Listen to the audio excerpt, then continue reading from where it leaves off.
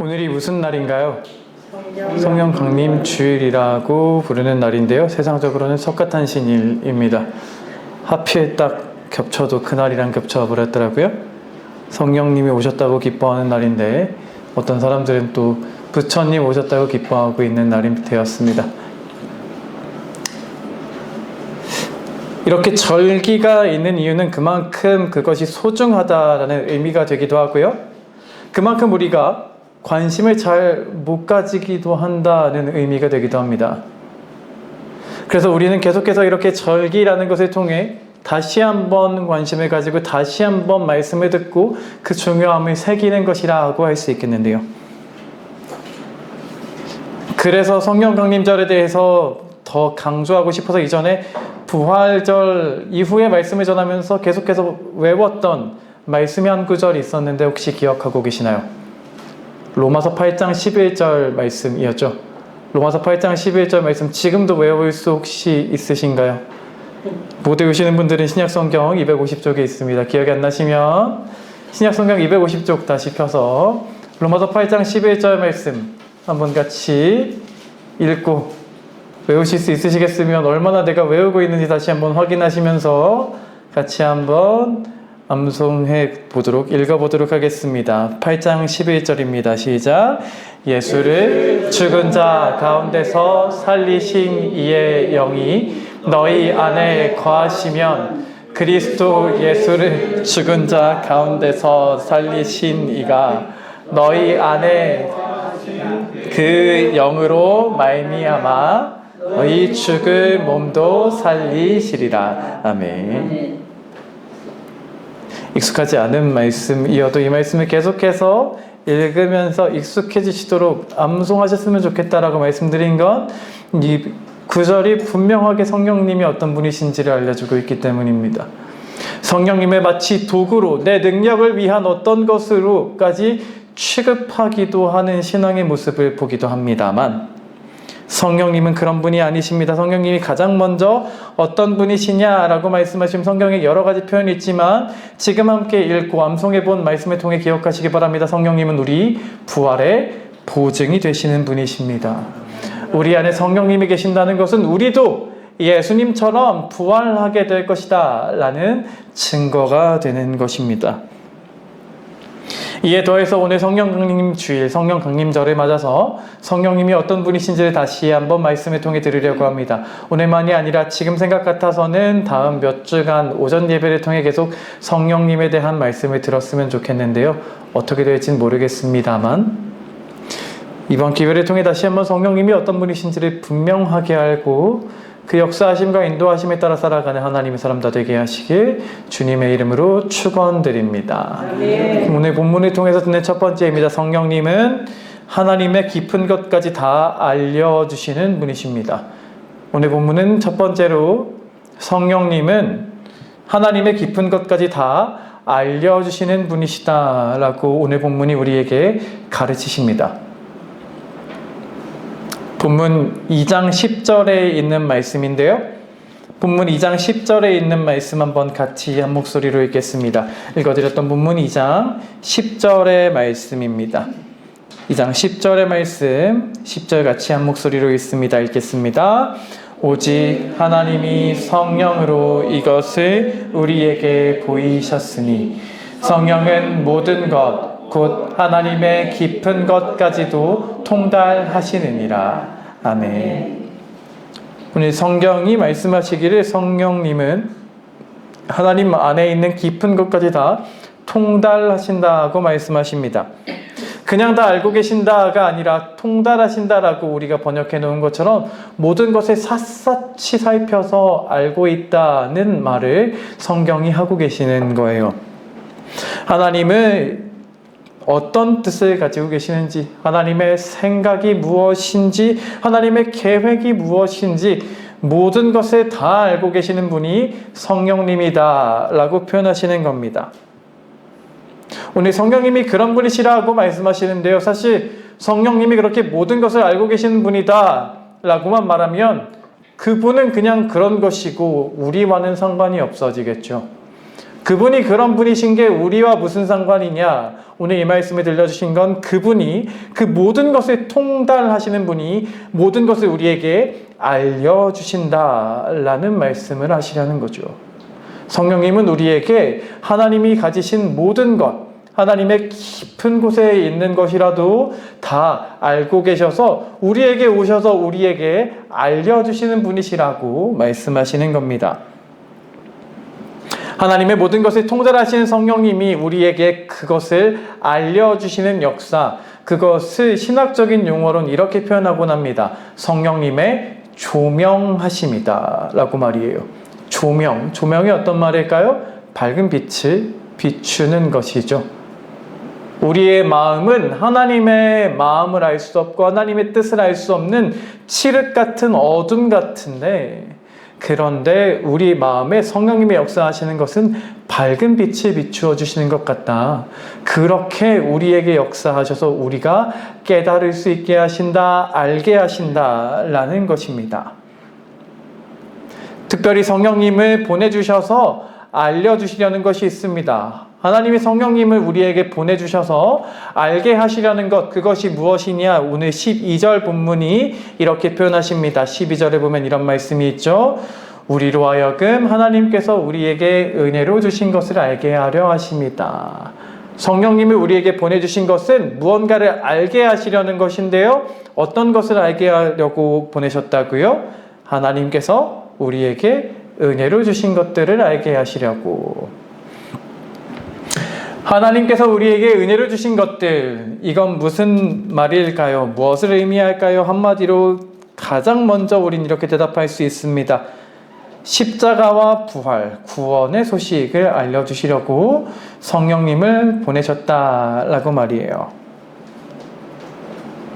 예수님께서 십자가에서 죽으신 것이 나와 상관이 있다, 나 때문에다, 나 위해서 그러신 것이다 라고 하는 구원의 소식, 십자가와 부활의 이야기는 인간적인 논리로 이해할 수 있는 것이 아닙니다. 그래서 성경의 오늘 본문 앞에 고린도전서 1장에 보면 유명한, 잘 알고 계시는 말씀이 있죠. 십자가의 도가 멸망하는 자들에게는 미련한 것이다. 이 말씀을 들으면 자주 인용하시던 전순 전도사님이 늘 생각이 나는데요. 십자가와 부활의 이야기는 성령님을 통해서 듣지 않으면, 성령님의 인도하심이 없으면 아무리 설명해봐야 마음에 와닿지 않는 얘기입니다. 2000년 전에 예수가 도대체 나랑 무슨 상관이 있느냐라는 게 인간적인 논리로 합당하게 여겨질 수 있는 게 아니거든요. 그럼에도 불구하고 그 신비한 이야기를 깨닫게 하시려고, 그 안에 담긴 비밀을 알려주시려고 성령님을 우리에게 보내주시는 것입니다. 그래서 성경은 말씀하십니다. 성령님께서 역사하지 않으시면 예수를 주라고 표현할 수 없는 것이다 라고 말이죠. 오늘 우리가 십자가와 부활을 믿고 있는다면, 우리가 그렇게 믿고 그분을 내가 믿습니다라고 고백할 수 있다면 그것이 바로 성령님께서 우리에게 오셔서 알려주셨다, 깨닫게 하셨다는 증거가 되는 것입니다. 그렇다면 예수님의 십자가와 부활의 이야기가 여러분에게 정말로 믿어지신다면 한번 아멘 해보실까요? 아멘. 맞습니다. 이건 아무나 할 수 있는 게 아닙니다. 아멘 해보라는 그 말이 누군가에게는 내가 왜 그렇게 해야 되는데 난 그게 와닿지가 않아 라고 되는 거예요. 이렇게 알 수 있는 것이 우리의 힘과 우리의 지혜가 아니라, 우리의 공로가 아니라 성령님께서 오셔서 우리에게 알게 하신 은혜라는 사실을 다시 한번 깨닫는 우리가 되기를 원합니다. 성령님께서 알려주시는 건 십자가와 부활, 구원에 대한 이야기만은 아닙니다. 성령님은 하나님의 마음속에 있는 모든 깊은 것을 알고 계시는 그분은 그 모든 것을 알려주기 원하십니다.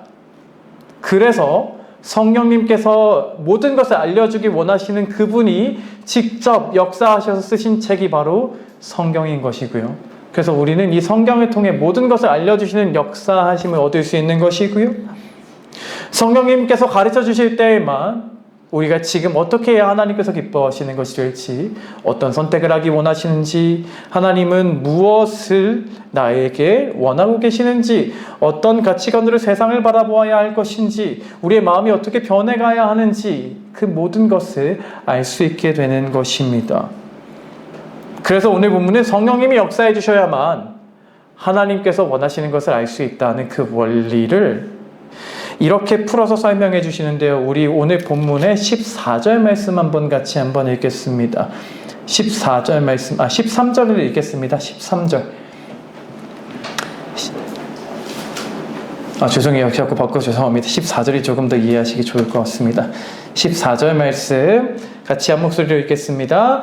육에 속한 사람은 하나님의 성령의 일들을 받지 아니하나니 이는 그것들이 그에게 부정이 섞여 보이며 또 그것들을 알 수도 없나니 그러한 일은 영적으로 분별되기 때문이라. 아멘.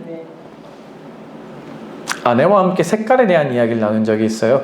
옷의 색깔에 대해서 말하는데요. 아내가 이런 표현을 하더라고요.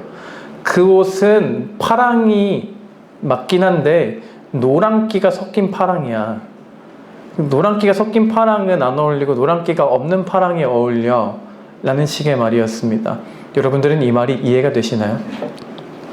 같은 파란 계열이어도 노란색이 섞인 게 있고요, 안 섞인 게 있대요.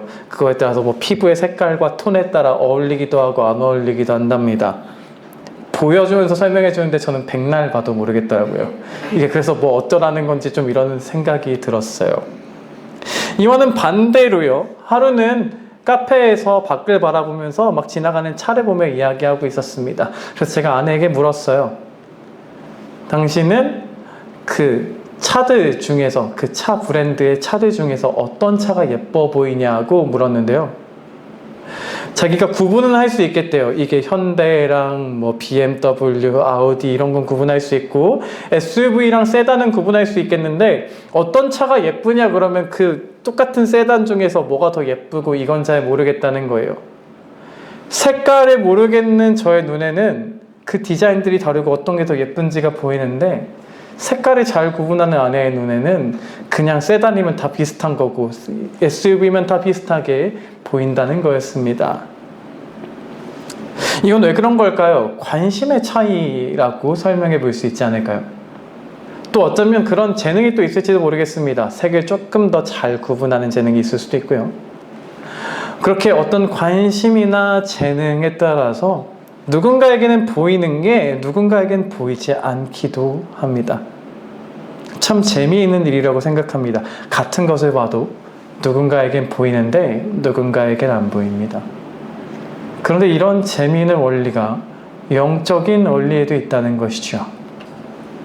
영적인 차원에서는 영적인 것을 깨닫는 문제를 그저 관심, 재능, 노력 이런 말로 표현하지 않으시고요.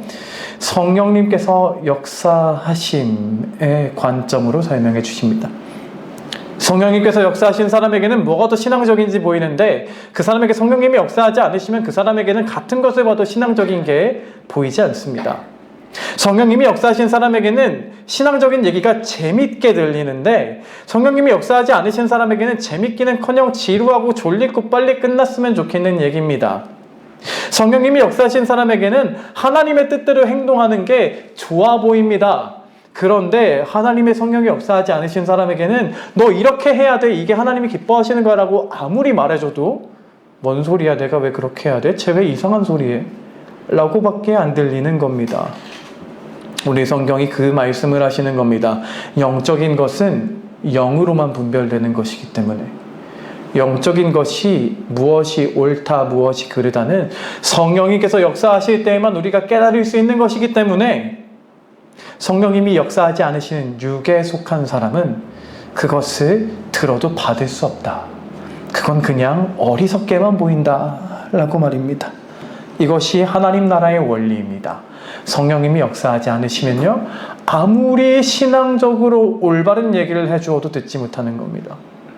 너 이렇게 해야 돼 라고 지금 더 신앙으로 갈 수 있는 이야기, 더 하나님이 기뻐하실 만한 이야기를 들어도 그 사람은 내가 왜 그래야 돼 라고 밖에 안 들리는 거예요. 하나님이 역사하지 않으시면 말이죠. 하나님이 역사하셔야만 깨달을 수 있기 때문인 겁니다.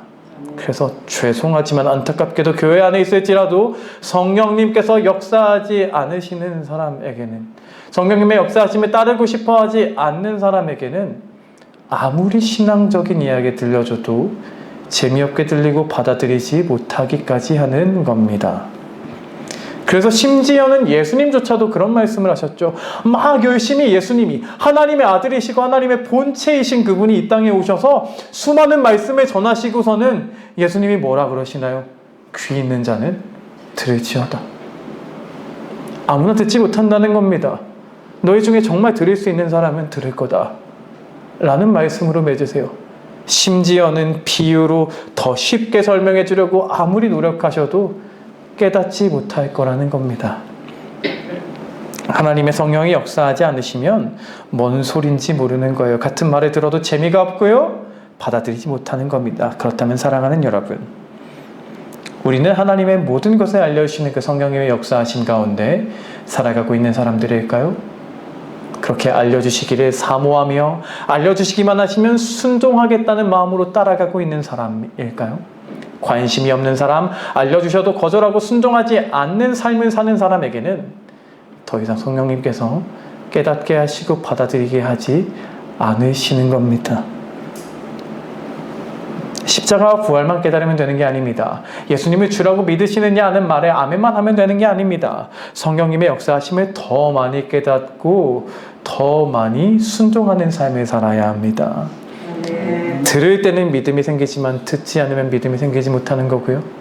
듣기는 했어도 순종하는 삶으로 나아가지 않는 사람은 결국 인정하심을 얻지 못할 뿐입니다.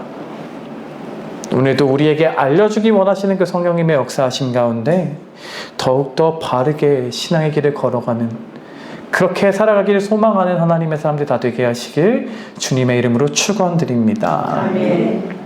오늘 본문을 통해 듣는 두 번째입니다. 두 번째로 오늘 본문은 이렇게 말씀하십니다. 성령님은 우리를 성장하게 하시는 분이십니다. 두 번째입니다. 성령님은 우리를 성장하게 하시는 분이십니다. 우리를 성장하게 하시는 분이시다. 오늘 본문 3장 1절의 말씀 한번 같이 읽으면 좋겠는데요. 오늘 본문 3장 1절의 말씀 한번 같이 읽겠습니다.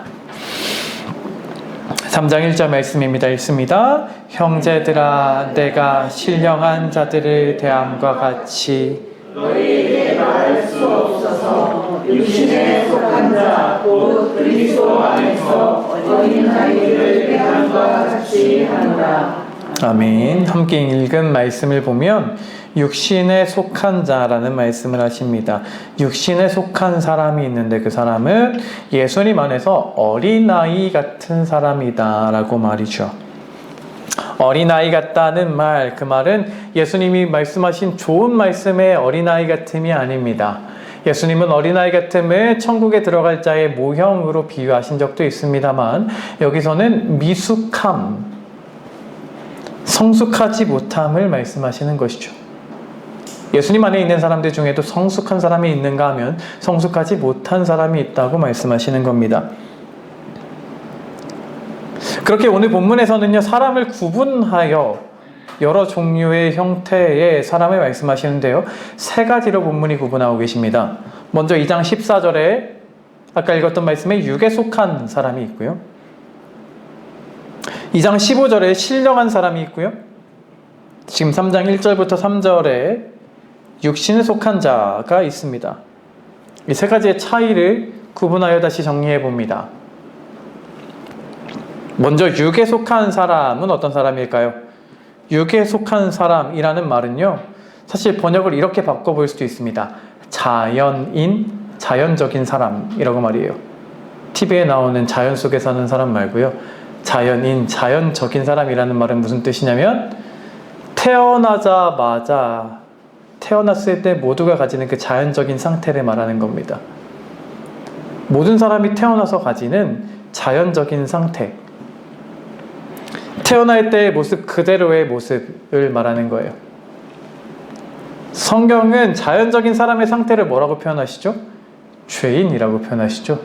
아무도 죄가 없는 사람이 없고 모든 사람은 다 타락했다고 말씀하시면서 태어난 그 자체의 상태, 자연적인 상태를 죄인이라고 말씀하세요. 하나님을 떠나 타락하여 죄에 물들어 있는 그 상태, 그 자연 그대로의 상태를 말씀하시는 게 14절에 있는 육에 속한 사람입니다. 그럼 두 번째로 2장 15절에 있었던 신령한 사람을 살펴볼까요? 신령한 사람은 어떤 사람일까요? 신령한 사람은 성령님의 인도하심을 받는 사람, 성령님의 지배하심 속에 살아가는 사람을 의미합니다.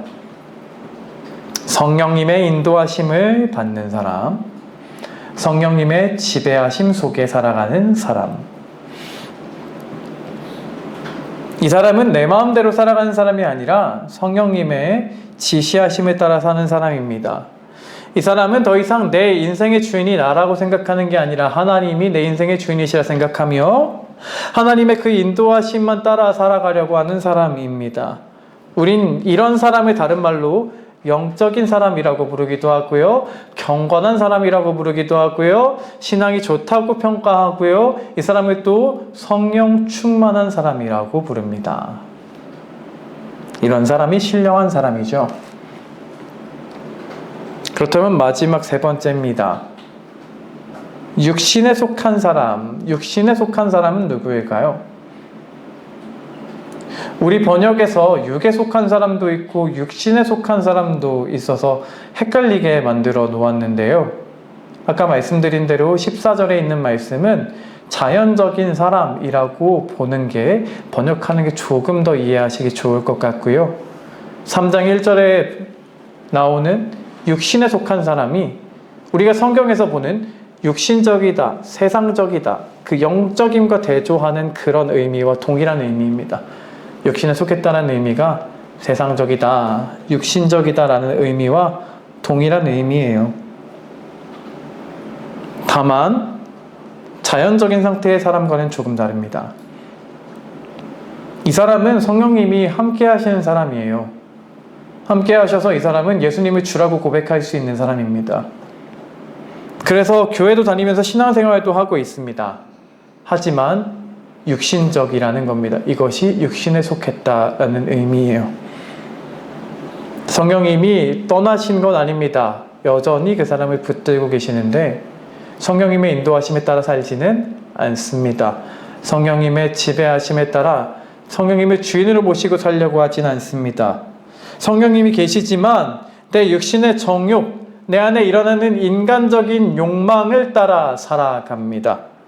그래서 예수님을 믿는다고 하는 이름은 있지만 이 사람 안에 변화됨이 없습니다. 이런 모습을 성경은 어린아이 같다 하시는 겁니다. 어린아이는 자라야 하는데 자라지 않아서 너희가 아직도 육신에 속했다 라고 말씀하시며 그들에게 꾸짖고 계시는 겁니다.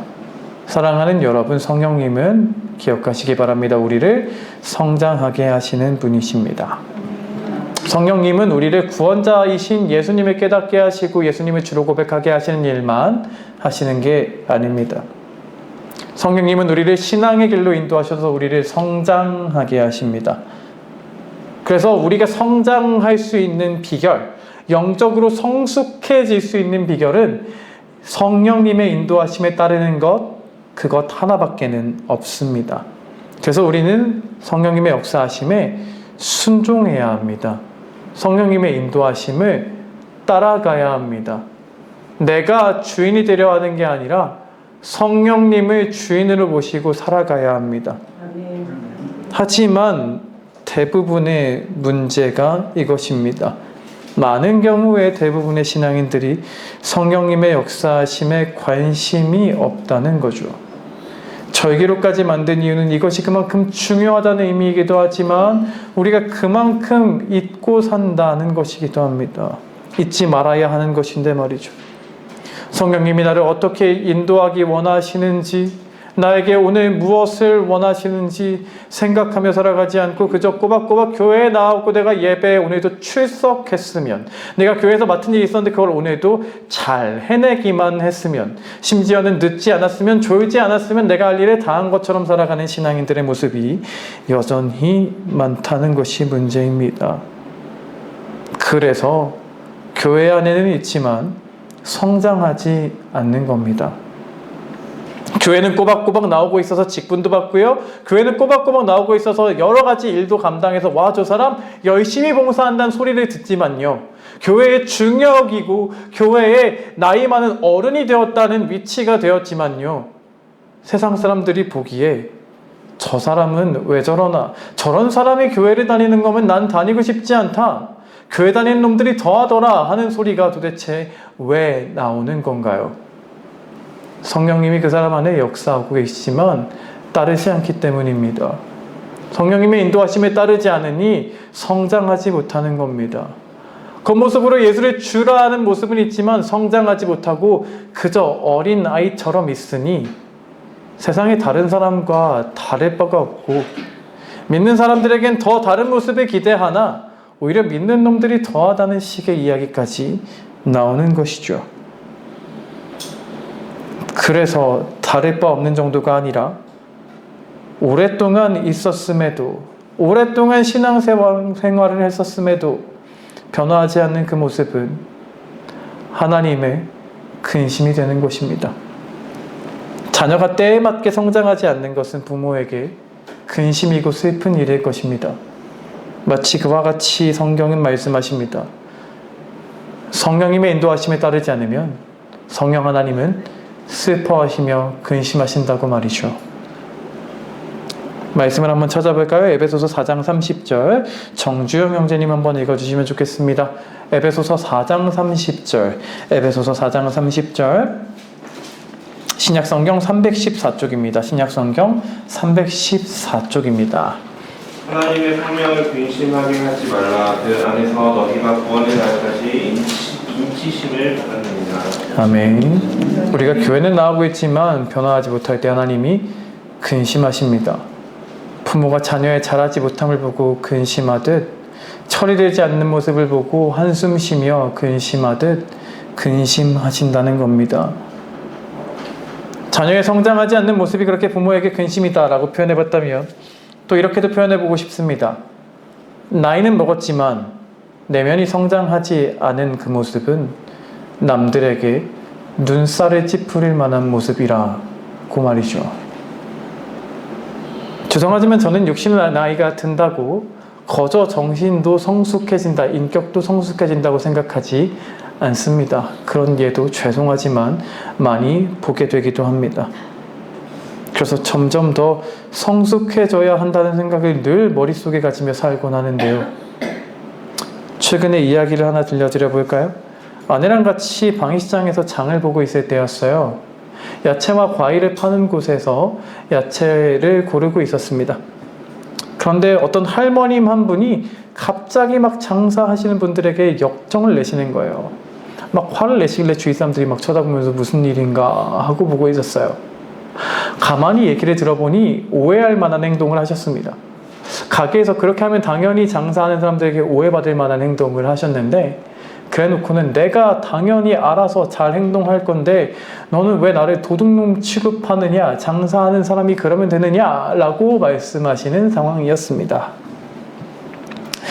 이 사람 저 사람이 나서서 막 진정시키기 시작했어요. 한 사람, 장사하는 사람에게 막 뭐라 그러시니까 다른 장사 같이 하시는 분들이 오셔서 아유 그러지 마시라고 서로 이렇게 막 중재도 하고 사과도 하고 죄송하다고 막 이런 말씀도 드리면서 그 화를 좀 풀어드리고 가시게 만들려고 하고 있는데 자리를 떠나시질 않으셨습니다.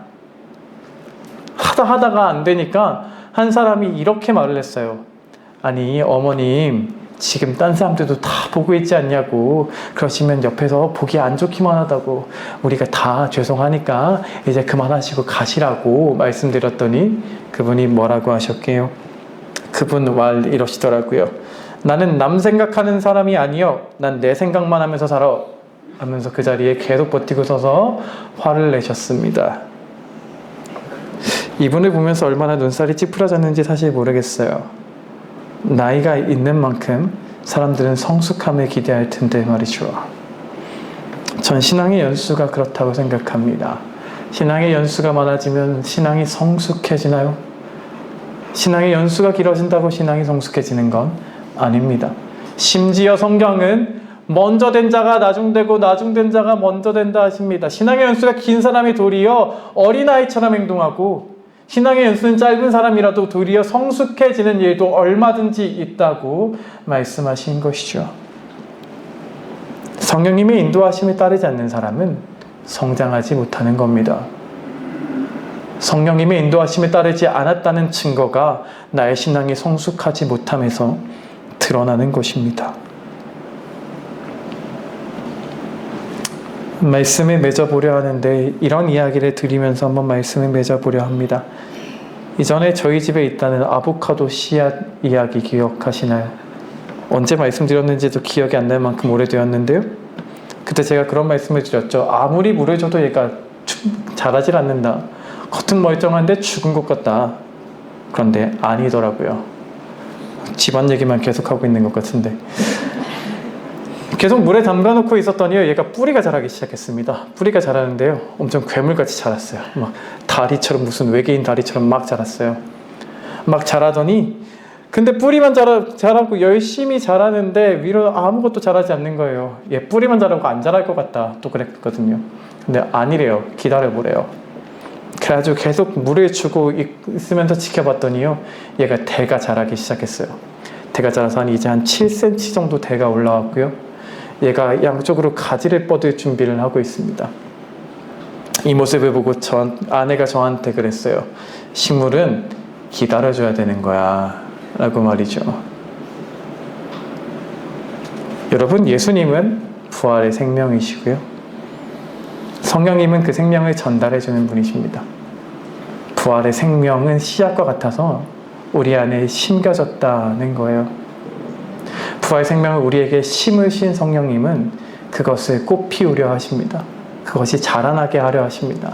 우리를 새롭게 새 생명을 주셔서 태어나게 만드신 그분은 우리를 성숙하게 하기를 원하십니다. 생명이 있으면 자라나는 거더라고요. 속도는 다를 수 있는데 자라납니다. 달라집니다. 그렇다면 우리의 속도는 다를 수 있어도 달라짐이 드러나야 합니다. 우리 안에 부활 생명이 있다면 그 부활 생명이 우리 안에서 자라나서 우리가 변화되는 모습이 속도는 다를지언정 드러나야 하는 겁니다. 그런데 사랑하는 여러분, 정말로 성장하고 계십니까? 정말 여러분 안에 생명이 있으신 게 맞으십니까? 기다릴 줄 몰라서 제가 생명이 있음을 때로는 알아차리지 못하기도 하는 연약한 사람입니다만, 하나님은 그런 분이 아니십니다. 하나님은 우리 안에 생명을 두시고 우리를 기다리고 계시는 분이십니다. 아멘. 연약한 저는 겉으로 금방 보이지 않는다고 금방 포기하고 금방 내어버리고 싶은 마음마저 들지만, 하나님은 속도가 달라도 기다려주시는 분이십니다. 성장하기를 기다리시며 우리를 계속 물 주시고 가꿔 주시는 분이십니다. 심지어는 성경에선 그렇게까지 말씀하시죠. 차라리 팔아버리는 것이 맞지 않냐고 하시는 그 주인에게 오래만 더 기다려달라고 말씀하시며 기다리신다고요. 그 기다리시는 하나님을 기억하고 계십니까? 정말 성장하고 계십니까? 정말 성숙해지고 계십니까? 생명은 성장으로 드러나야 합니다. 생명은 성장으로 모든 것이 다 드러나더라고요. 식물도 시간만 주면 드러나고요, 동물도 시간을 주면 생명력이 꽃 피우는데요, 우리 사람만큼은, 우리의 신앙만큼은 그렇지 않은 것마저 아닌가 하는 생각까지 하게 됩니다. 여러분들은 수많은 생명의 양식을 헛되지 않게 나의 성장으로 이뤄가고 계십니까? 수많은 그 인도하심의 역사 가운데 정말 성숙해지셨습니까? 생명이 있다면 자라나야 합니다. 생명이 있다면 달라지는 모습이 보여야 하는 겁니다. 달라지는 모습이 보이지 않는 그 사람에게는 생명이 꺼져간다는 것입니다. 생명력을 잃지 마시기 바랍니다. 하나님이 주신 그 생명 가운데 성장하고 꽃 피워가듯 우리의 신앙의 달라짐으로 하나님을 기쁘시게 하고 하나님께 영광 올려드리는 거듭난 새 생명 다 되게 하시기를 주님의 이름으로 축원드립니다. 살아계신 하나님 감사드립니다. 오늘 다시 한번 주의 말씀을 듣습니다. 들려주신 주의 말씀이 다시 저희를 변화시키시는 새 생명이 되게 하시길 원하오니 저희를 성장시키시는 그 성령님의 역사하심을 아멘으로 순종하는 가운데 따라갈 수 있는 심령 되게 하여 주옵시고 그 가운데서 저희들이 변화되며 더욱더 하나님의 뜻을 기쁘시게 하는 하나님을 기쁘시게 하며 하나님을 더 바르게 알아가는 삶을 살아가는 하나님의 사람 다 될 수 있도록 저희들이 붙잡아 주옵소서. 오늘도 들려주신 말씀에 감사하며 우리 주 예수 그리스도의 이름으로 기도드리옵나이다. 아멘.